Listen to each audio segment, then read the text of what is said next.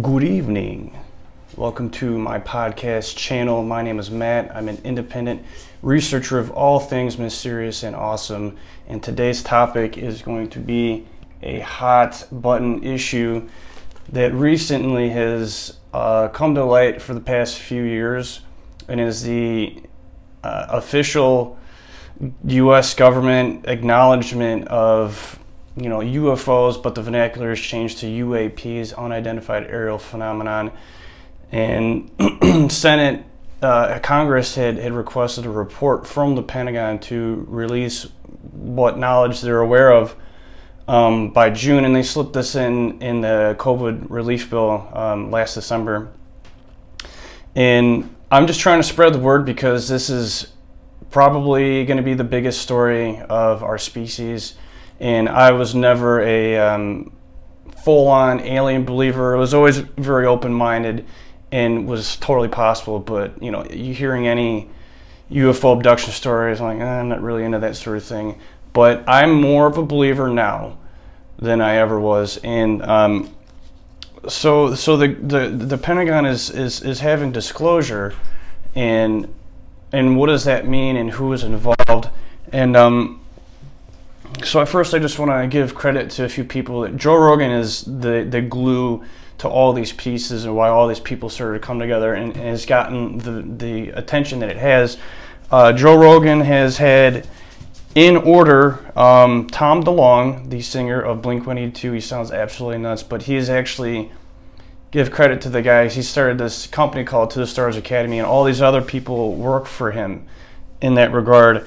Bob Lazar, Jeremy Corbell were on together. Bob Lazar told his story.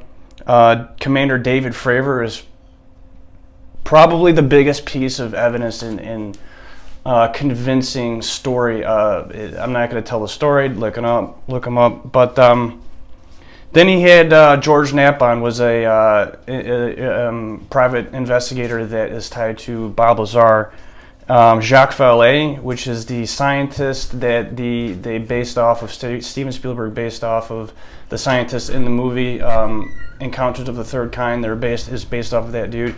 He supposedly has materials from recovered craft. And then just recently, Christopher Mellon was the former Deputy Assistant Secretary of Defense Intelligence under the Bill Clinton and the George W. Bush administration, and he is deep within the government and very high official in just the pieces are falling together. And Luis Elizondo is the last guy I want to mention. He was the director of this admitted program that the government has acknowledged that it exists.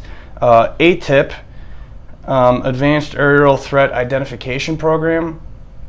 He ran this program that it was no longer in existence, but basically it was his job to interview pilots, interview people, and compile a data.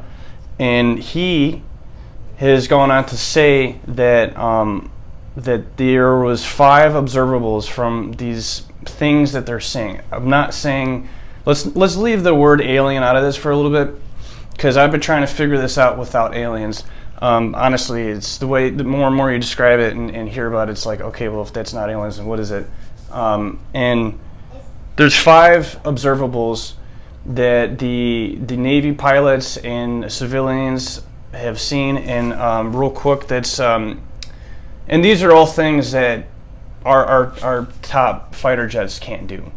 Instant acceleration, and that means like our jets can go fast, break the sound barrier, supersonic speed, and incredible, but it needs to gradually get faster and faster and faster and faster. Not these objects are saying they're just instantly like you can't do that. You can't do that physically. Instant acceleration or instantaneous acceleration, low observability. Supersonic speed without breaking the sound barrier, without creating a sonic boom. I mean, this is not just me talking. This is, news outlets are reporting this. These high government officials are talking about this. This is real. and to be able to create a sonic boom without, I'm sorry, to be able to go supersonic speeds without creating a sonic boom is just mind-blowing. You know, I don't know the physics behind that. You'd literally have to be within like a pocket of space that was separate than the atmosphere or something like that. And then there's something called positive lift or anti-gravity. And this is probably one of the most important keys is transmedium. Transmedium meaning the ability to go from outer space, atmosphere, water. And these things are captured. I'm going to try to see if I can throw in a couple of these videos that are officially released by the government over military bases, over restricted airspace. And many of them are seen going in and out of the water without creating a splash.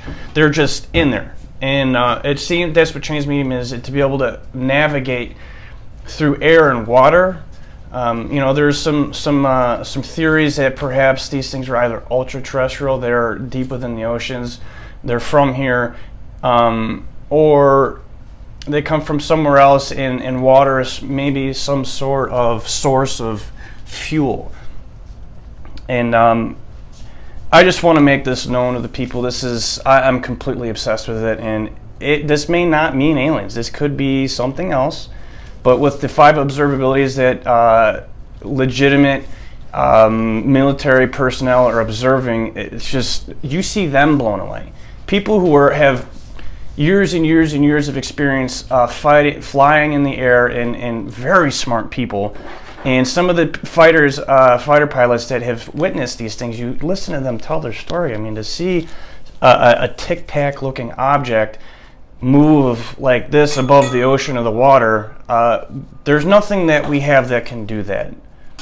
Parker, stop. There's nothing that we have that can do that, to be able to totally ignore inertia and to move at will and just bounce around like you can't do that with the altitudes and the turns and the G-force. You can't do that without totally crushing your plane and the person that's in it.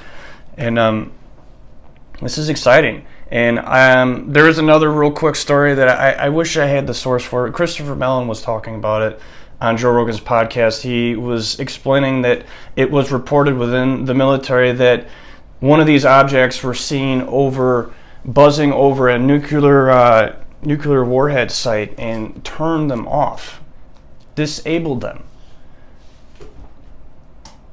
I mean, that's weird. That's weird because if there was a nuclear war, and I mean, I don't think anybody should have nuclear weapons, but if there were something that there wouldn't be able to be a response from our government, like that's a big deal. That's a threat. And I just, if it's not aliens and it's not some sort of AI, or if they're not probes, then what is that? Because it is so obvious that this is very different than what anyone's seen. And it's the reason why they still even call it UFOs, because they truly are unidentified. They do not know what these things are, and they're openly saying that. Marco Rubio is on television talking, saying this is real, this is happening, we don't know what it is, but we need to find out. And it turns out for the past several decades that people just don't know what to do with it. They don't know what it is, so they just kind of forget about it and just don't want to talk about it. But we live in interesting times because these people are pushing for transparency, and it's becoming clearer and clearer. Something is going on. Something is going on. I think our reality is far more complicated and interesting than, it's so easy to get caught in your day-to-day life. We're like, oh, life is meaningless, you die and that's it. I don't know, man. I think that there's a veil of secrecy, and there's things going on behind the scenes. Is there a sinister reason behind any of this?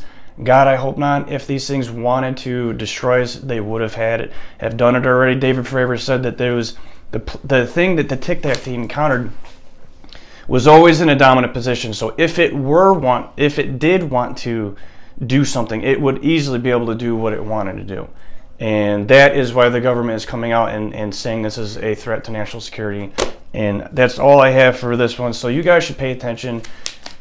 The next probably few months, it's going to get interesting. So if you made it this long, thank you for watching. Consider subscribing. Peace.